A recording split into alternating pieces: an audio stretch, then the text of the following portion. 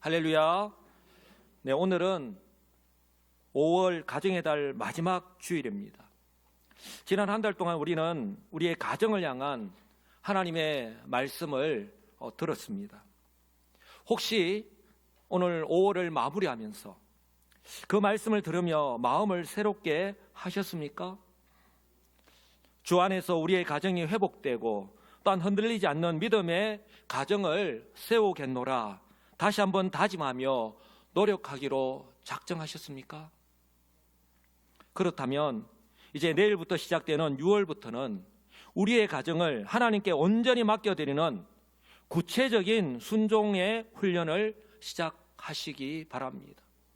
더 이상 우리의 이런 마음들이 우리의 생각에만, 우리의 입술의 고백에만, 우리의 마음 가운데만 머무르는 것이 아니라 시도하는 것, 그대로 살아가는 것이 중요합니다. 왜냐하면 그렇게 살아갈 때에 우리 하나님께서 우리를 통해서 역사하시기 때문입니다. 할렐루야. 5월의 특별한 행사와 절기는 오늘로 끝나지만 바로 하나님께서 우리 성도와 가정 그리고 우리 교회에 주신 말씀의 이 처방전은 1년 내내 유효하기 때문입니다. 우리 조금 전에 할렐루야 찬양대에서 행복한 가정이다, 가정이라는 제목으로 오늘 찬양을 올려드렸는데요. 여러분, 어떤 가정이 행복한 가정입니까? 후렴구에 계속해서 반복되어서 나오는 그런 문구가 있습니다. 예수님 모신 가정, 예수님과 사는 가정. 어떤 가정이 그러면 예수님을 모신 가정이고 예수님과 사는 가정입니까? 바로 주님의 말씀이 우리의 마음 가운데에 자리 잡고 있는 그 가정. 그리고 험한 인생이지만 그 말씀대로 살아가는 그런 인생, 그런 가정인 줄 분명히 믿습니다. 저는 오늘 이 가정의 달을 마무리하면서 우리가 인생을 살아갈 때에, 그리고 우리의 가정과 교회를 바로 세워갈 때에 가장 중요하고 본질적인 바로 신앙의 기초, 제가 오늘 영어를 하나 적어놨습니다. 이 토대에 대해서 한번 말씀을 드리고자 합니다. 결국 어렵지 않습니다. 오늘 예수님께서 하신 말씀처럼 정말 심플합니다. 예수님 역시요, 메시아로서 공생의 사역을 시작하시면서 이것을 정말 강조하셨는데요. 심지어 지혜로운 사람과 어리석은 사람을 구분하는 바로 기준으로까지 삼으셨습니다. 예수님은 회개하라, 천국이 가까이 왔다라고 선포하시면서 이 공생의 사역을, 메시아로서의 그 사역을 시작하셨습니다. 놀라운 일들이 일어났잖아요. 주님께서 선포하시는 그 천국 복음을 듣기 위해서 수많은 사람들이 사방팔방에서 올려들었잖아요. 저는 그 장면을 보면서 마치 우리 한국 교회에서 중국이나 아니면 선교지에 우리가 부흥회를 한다라고 하면, 저도 경험이 있습니다만 그 흩어져 있던 성도들이요, 산을 건너고 물을 건너서 1박 2일, 2박 3일의 그 험한 과정을 거쳐서 그 한번 말씀을 듣겠노라고, 하나님 말씀을 듣고 은혜를 받고 내가 또 새 힘을 얻고 살아가기 위해서 그렇게 그 자리로 나오는 것을 바라보았습니다. 오늘 예수님의 이 말씀을 듣기 위해서 몰려든 그 사람들의 마음 또한 동일하지 않았을까요? 마태복음 5장 1절은요, 바로 그들을 향해서 제자들이다, 그렇게 말씀을 합니다. 예수께서 무리를 보시고 산에 올라가 앉으시니 제자들이 나온지라 라고 분명하게 말씀합니다. 믿음의 분량은 또 깊이의 차이는 있겠지만 그들은요, 모두 다 주님의 말씀을 듣기 위해 모인 사람들입니다. 예수님은요, 그들을 향해서 세상 속에서 이제 천국 백성으로 살아가야 하는데, 천국 백성으로 어떻게 살아가야 하는지, 예수 그리스도를 통해 받은 이 천국의 복을 세상에 빼앗기지 않고 누리는 사람이 어떤 사람인지를 바로 산상수훈의 말씀을 통해 선포하셨습니다.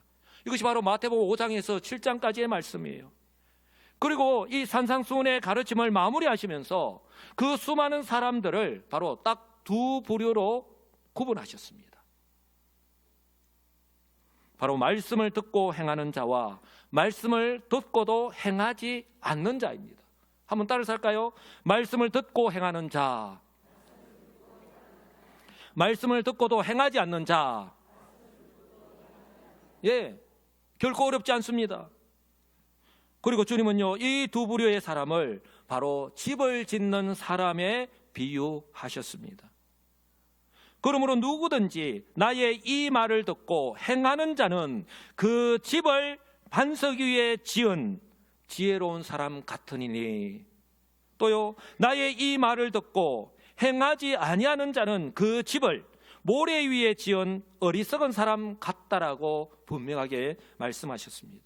성도 여러분, 예수님이 구분하신 기준은요, 다른 조건이 아니라 바로 예수님께서 하신 말씀이에요. 한번 따라서 할까요? 예수님의 말씀. 분명하게 말씀하잖아요. 누구든지라고 말씀합니다. 예외는 없습니다. 누구든지 나의 이 말을 듣고 행하는 자는, 그리고 행하지 아니하는 자라고 분명하게 말씀합니다. 그들은요, 동일한 장소에서 동일하게 예수님의 말씀을 들었습니다. 그러나 한 부류는 그 말씀을 듣고 그대로 행했고, 다른 부류는 말씀을 듣고도 행하지 않았습니다. 비단 그 당시에 성도들만일까요? 성도 여러분, 이거 아십니까?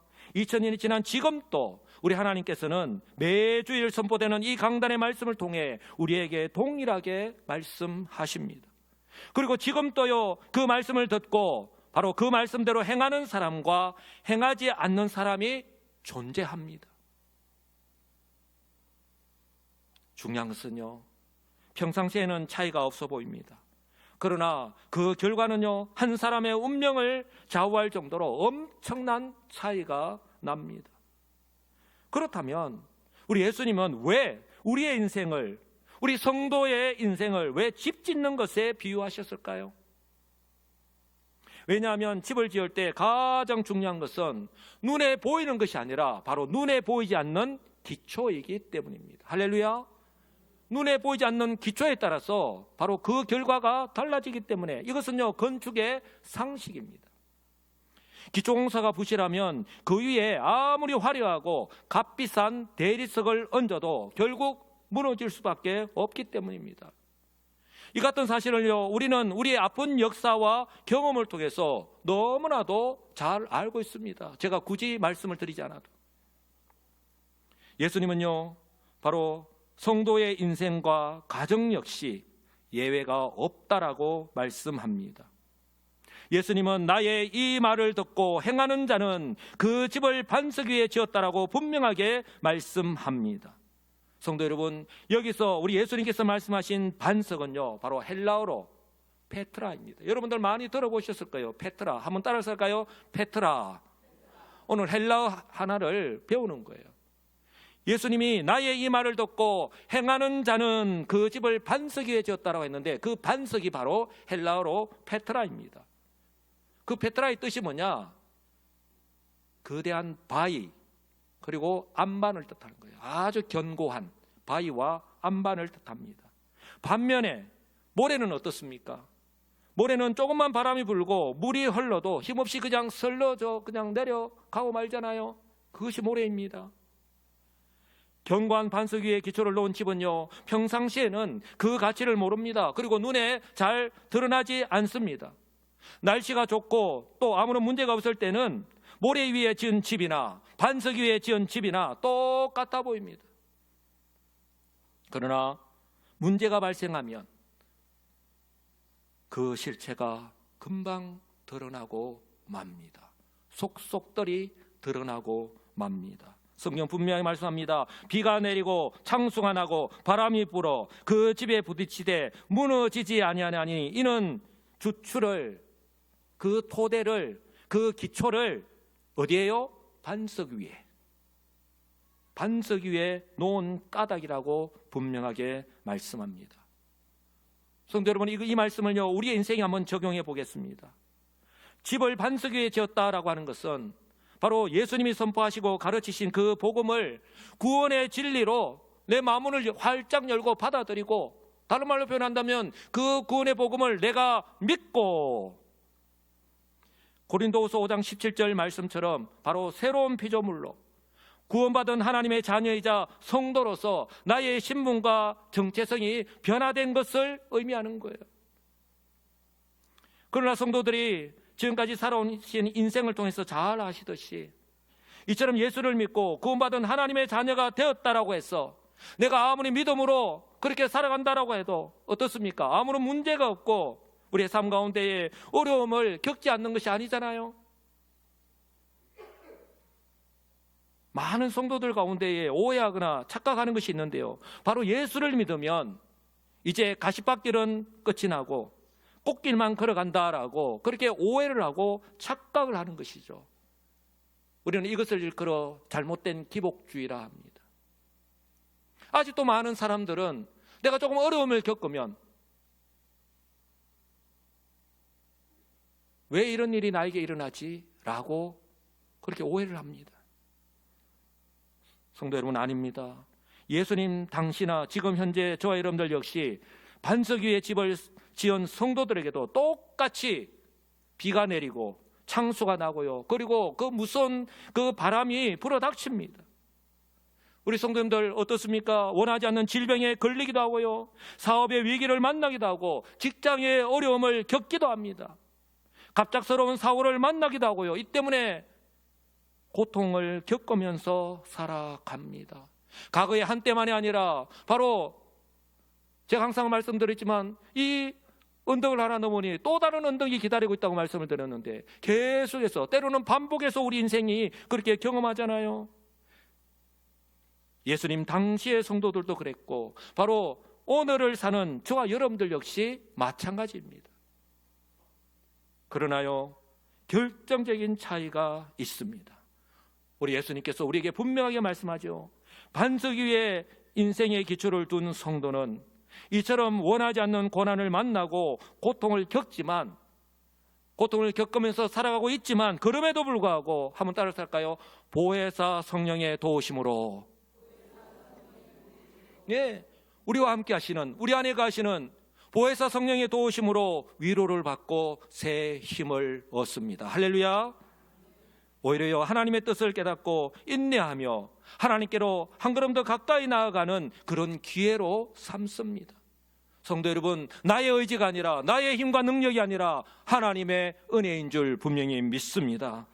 지금 현재 우리 교회 안에도요, 이처럼 육신의 가시로 인한 고통과 딴 자신을 향해서 강하게 부는 그런 바람으로 인해서 몸도 마음도 흔들릴 수밖에 없는 그런 환경임에도 불구하고 이처럼 인내하면서 그 하나님의 은혜를 사모하면서 살아가고 있는 지혜로운 성도들이 얼마나 많은지 모릅니다.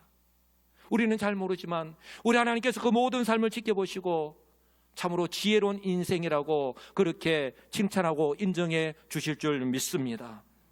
성도 여러분, 예수님께서요, 십자가를 지시기 위해 예루살렘으로 올라가실 때에 가이사랴 빌립보 지방에서 제자들에게 물으셨죠. 사람들은 나를 누구로 아느냐? 그리고서 하신 말씀이, 그렇다면 너희는 나를 누구로 아느냐라고 질문하였습니다. 저와 여러분들은 예수를 믿고 지금까지 구원받은 성도로 살아가고 있는데 우리 주님을 어떤 분으로 알고 믿고 그렇게 살아가고 계십니까? 그때 사도 베드로가요, 위대한 고백을 하죠. 주는 그리스도시요 살아계신 하나님의 아들이십니다. 할렐루야. 베드로의 이 고백이 저와 여러분들의 신앙의 고백인 줄 분명히 믿습니다. 예수님께서요, 베드로의 이 고백을 들으시고 베드로를 축복하셨습니다. 너는 베드로라. 내가 이 반석 위에 내 교회를 세우리니 음부의 권세가 이기지 못하리라. 할렐루야. 예수님께서 너는 베드로라, 내가 이 반석 위에 내 교회를 세우겠다라고 했었는데, 그리고 음부의 권세가, 악한 사단 마귀가 어떻게 너를 공격한다 하더라도, 그 어떤 세파가 너를 매섭게 몰아친다라고 하더라도 결코 너를 넘을 수 없다고, 이길 수 없다라고 그렇게 말씀하셨는데, 여기서 예수님께서 사용하신 이 반석이라는 단어가 바로 오늘 산상수훈을 마무리하면서 하신 이 말씀, 바로 반석, 페트라와 똑같은 단어입니다. 사랑하는 성도 여러분, 이것이 우리에게 주는 영적인 교훈이 무엇입니까? 바로 주님이 말씀하신 나의 이 말은요, 동일하게 듣고 행하는 사람과 듣고도 행하지 않는 사람에게 동일한 말씀입니다. 나의 이 말은요, 단순히 이 산상수훈의 가르침만을 의미하지 않습니다. 요한복음 1장 1절에서는 태초에 말씀이 계셨다라고 말씀합니다. 그 말씀이 하나님이시다라고 말씀합니다. 그리고 그 말씀이 성육신하여서 이 땅에 오셨다라고 말씀합니다. 그 말씀이 성육신하신 그리스도가 바로 저와 여러분들을 구원하시기 위해서 십자가에서 죽으시고 부활하신 예수 그리스도십니다. 할렐루야. 그러므로요, 이 나의 이 말은요, 바로 태초부터 계신 그 말씀 자체이시고요, 우리를 구원하시기 위해서 성육신하신 그 예수 그리스도 자신을 나타내시고, 또한 예수님께서 메시아로서의, 그리스도로서의 그 구속 사역 전체를 가리키는 거예요. 그러므로요, 반석 위에 집을 짓는다는 것은 더 이상 나의 지혜와 이 세상의 배경, 내가 믿고 의지하며 살아가는 이 세상의 배경이 아니라 오직 이 복음의 기초가 되시는 예수 그리스도 위에, 바로 견고한 반석 위에 내 인생과 나의 가정의 토대를, 주축을 내리는 것입니다. 할렐루야. 바로 이런 성도들, 우리 성도들의 가정이 되시기를 우리 주님의 이름으로 간절히 축복합니다. 이와는 반대로요, 우리 주님께서 대조적으로 하신 말씀인데요, 모래 위에 집을 지은 어리석은 사람의 마지막을 경고하시고 계십니다. 뭐라고 말씀합니까? 비가 내리고 창수가 나고 바람이 불어 그 집에 부딪히되 동일하지요? 나의 이 말을 듣고 그대로 행하는 사람과 동일합니다. 비가 내리고 창수가 나고 바람이 불어 그 집에 부딪히되 어떻습니까? 무너져, 그 무너짐이 심하다고 말씀합니다. 성도 여러분, 강원도 여행을 가보셨는가 모르겠는데 여름에 강원도에 가실 때는 정말 조심해야 됩니다. 왜냐하면 강원도의 태백산맥을 기준으로 영동지방과 영서지방으로 나눕니다. 또 이 태백산맥을 기준으로 이쪽에는 비가 내리는데 이쪽에는 비가 안 내리고, 이쪽에는 눈이 내리는데 이쪽에는 눈이 안 내리고, 이쪽에는 시원한데 이쪽에는 엄청나게 덥고, 이 날씨가 얼마나 변동이 심한지 몰라요. 이스라엘에도 보면 지형에 따라서 그런 기후의 특성들이 나타나는데요, 이스라엘의 유대 광야에는 와디라고 하는 마른 골짜기가 있습니다. 이 마른 골짜기의 뜻이 와디라는데, 이 와디라고 하는 이 지명이 있습니다. 평상시에는 물이 전혀 흐르지 않은 마른 골짜기입니다. 이게 단단해 보이는 흙길입니다. 그래서 이 지형을 잘 모르는 나그네들은 그 땅이 단단하고 또 좋아 보여서 그곳에 텐트를 치고 집을 짓기도 합니다. 그러나 어떻습니까? 이스라엘에 가보신 분들은 알겠지만 광야 저편에서 갑자기 폭우가 쏟아지면 순식간에 이 거대한 창수가, 홍수가 밀려왔어요. 그 골짜기의 모든 것을 그냥 한순간에 다 그냥 썰어버리고 갑니다. 휩쓸어버립니다. 우리에게 무엇을 말씀합니까? 이 비와 창수와 바람은요, 저와 여러분들이 일상에서 겪는 그런 고난들, 그런 환난들일 뿐만 아니라 바로 이 인생 끝에, 바로 마지막 날에 하나님의 심판을 의미하는 거예요. 바로 저와 여러분들이 우리의 인생을 마무리하고 주님 앞에 섰을 때에 그 말씀을, 나의 이 말을 듣고 그대로 행하는 자와 행하지 않는 자로 우리가 인생을 살아가는데 그 앞에서 그대로 드러난다는 것이죠. 지금 평상시에는 겉모습만 보고 사람들은 평가합니다. 그럴싸하게 종교생활을 해도 아무도 모릅니다. 전혀 드러나지 않습니다. 오히려 예수를 향해서 주여 주여 외치는 자들, 예수님께서 화 있을진저 바리새인들이라고 우리 주님께서 책망하셨죠. 그러나 사람들은요, 그 사람들을 이게 존경하며 따랐잖아요. 이처럼 주여 주여 외치면서 자신의 직분을 자랑하고 자신의 화려한 그런 인생의 경력들을, 커리어들을 자랑할지 모릅니다. 많은 사람들은 오히려 그 사람들을 부러워할지도 모릅니다. 그러나 어떻습니까? 하나님의 심판대 앞에서는 이런 거칠의 형식적인 종교생활은요, 더 이상 숨길 수가 없습니다. 다 드러납니다. 성도 여러분, 모래처럼요 휩쓸려 내려가고 맙니다. 낱낱이 드러나고 마는 거예요. 바로 예수님께서 하신 말씀 그대로입니다. 그들의 열매로 그들을 알 수 있다라고 예수님은요 거듭 말씀하셨습니다. 7장 16절과 20절의 말씀, 그들의 열매로 그들을 알 수 있다. 또한요, 가시나무에서 포도나무를 또는 엉겅퀴에서 무화과를 따겠느냐, 이와 같이 좋은 나무마다 아름다운 열매를 맺고 못된 나무가 나쁜 열매를 맺는다라고 말씀하신 그대로입니다. 그리고서 이렇게 말씀하셨죠. 나더러 주여 주여 하는 자마다 다 천국에 들어갈 것이 아니요 다만 하늘에 계신 내 아버지의 뜻대로 행하는 자라야 들어가리라고 분명하게 말씀합니다. 그들이 맺는 열매, 바로 뒤에 행하는 것으로 인해서 나타나는 거예요. 숨길 수가 없습니다. 다 드러납니다. 저와 여러분들은 지금 어떤 열매를, 아니 어떤 나무이고 어떤 열매를 맺고 살아가고 계십니까? 어렵고 힘든 환경 속에서도 오직 하나님의 말씀을 믿고 끝까지 인내하면서 순종하면서 살아갈 때에 바로 우리 하나님으로부터 그 믿음과 그 삶을, 그 모든 수고를 인정받게 될 줄 믿으시기 바랍니다. 그러므로요, 성도 여러분, 우리의 인생의 기초를 어디에 두느냐에 따라서 우리의 인생은, 우리의 삶은요 완전히 달라집니다. 그렇다면 지금 저와 여러분들은 현재 어떤 사람으로 살아가고 계십니까? 오늘 주님께서 말씀하시는 지혜로운 사람으로 살아가고 계십니까? 아니면 어리석은 사람으로 살아가고 계십니까? 매일 자기 자신의 일로 그저 바쁘게만 살아가고 계시지는 않은지, 일주일 내내 주님과 전혀 소통 없이 살아가고 있음에도 불구하고 내가 구원받은 성도인데 구원받은 성도의 모습을 내 스스로 생각할 때도 내가 발견할 수 없을 정도로 주님과 전혀 소통 없이 살아가고 있음에도 불구하고 그 어떤 불편함이나 어려움을 느끼지 못한 채 살아가고 계시지는 않은지, 아니면요 남들이 알지 못하지만 모진 고난과 그 고통의 그 환경 속에서도 나의 힘과 노력만으로 살아갈 수 없음을 깨닫고 어떻게든 우리 주님과 그 말씀과 기도로 소통하면서 살아가기 위해서 고군분투 최선을 다하면서 살아가고 있는지. 성도 여러분, 나는 모르지만 내가 경험하지 않으면 모르거든요.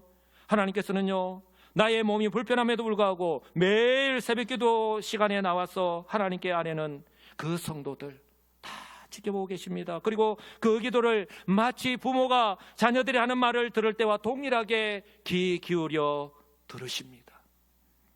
또한 하루의 일과를 마치고 피곤함에도 불구하고 집에서 쉬면 얼마나 좋겠습니까? 그럼에도 불구하고 수요기도에 나와서 중보하며 간절하게 기도하는 성도들의 그 기도 또한 귀 기울여 들으십니다.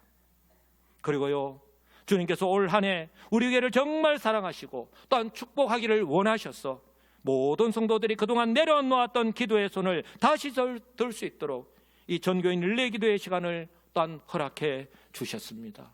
성도 여러분, 단순한 교회의 행사로만 여기지 마시기 바랍니다. 바로 예수 그리스도라는 반석 위에 우리의 인생의 주추를 다시 견고하게 내리는, 그리고 구체적으로 순종할 수 있는 그런 기회로 하나님께서 나에게, 우리 교회에 주셨다, 그렇게 여기시기 바랍니다. 바로 하나님께서 우리에게 주신 은혜의 방편으로 여기시고 우리 하나님께 주신 이 기회를 놓치지 않는 지혜로운 성도들이 다 되시기 바랍니다. 그래서요 저는요 정말 담임 목사로서 우리 성도들에게 믿음의 권면을 합니다. 바로 이 시간들을 통해서 우리 모든 성도들의 가정이 다시 회복이 되고 선한 열매를 맺으며 우리 하나님의 기적과 치유를 경험하는 그 모든 은혜의 주인공들이 다 되시기를 우리 주 예수 그리스도의 이름으로 간절히 축복합니다.